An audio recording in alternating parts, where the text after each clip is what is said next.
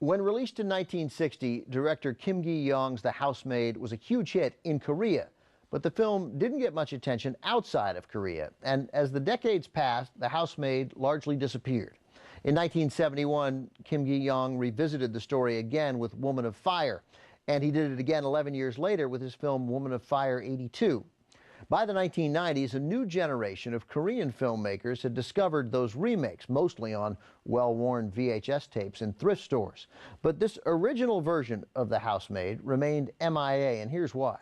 Turns out a big chunk of the original negative had disappeared. Finally, though, in the late 1990s, a print was discovered, and the original version of The Housemaid was restored. Kim Gi-young was honored with retrospectives of his work at festivals all over the world, where his movies were often compared to those of the great Spanish director Luis Buñuel. Up next, we've got the work of the man Kim Gi-young was so often compared to, Luis Buñuel, his 1964 classic, Diary of a Chambermaid. Stay with us.